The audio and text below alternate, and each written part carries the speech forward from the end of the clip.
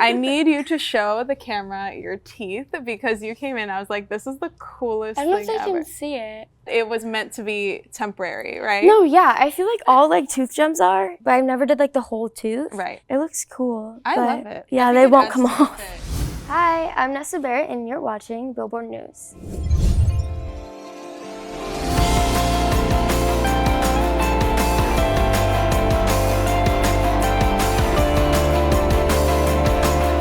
Hey everybody, it's Rania Niftos from Billboard News and I'm here with Nessa Barrett. I hate that I always look my best when I'm dying on the inside. So it's a very exciting month for you. You had Tired of California coming out. I'm so tired of California. I'm so tired of LA.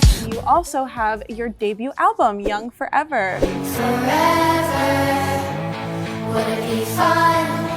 So I want to know everything about the single and when you started feeling tired of California. If I'm being honest, I feel like the first week I moved here.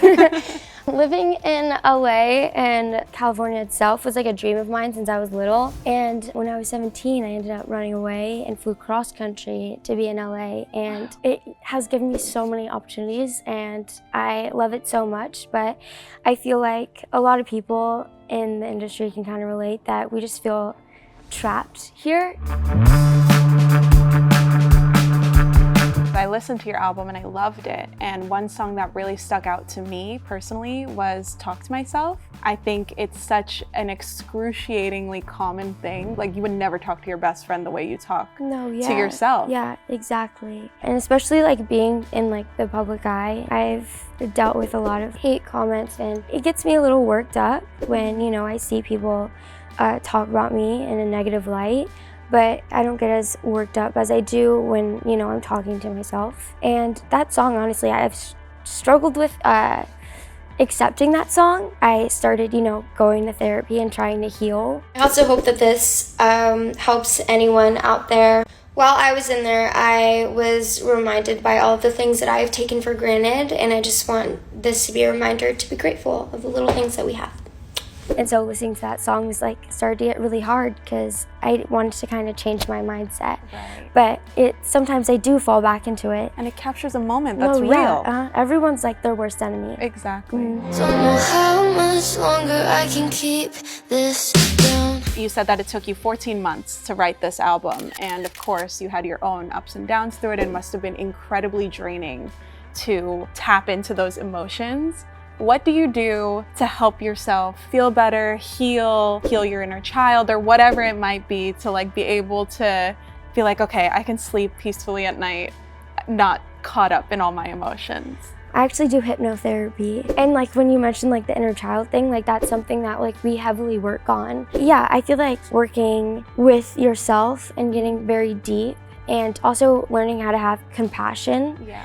For the person that's kind of inside of you, because we kind of forget that and we neglect ourselves. In a way, I feel like is very important. I hope I die first, 'cause I don't wanna live without you. What do you think is the biggest misconception that people have about social media, like influencers or people who have a lot of followers on social media who want to branch into their art and really take their art seriously? I think that, everyone online isn't fully, the person that they are on social media. And so when people kind of start to branch out and do new things or follow a dream of theirs that they've never shared that they've had online before, it's kind of confusing for people and it's hard for them to accept because they're already so focused on... Put you in the box. Yeah,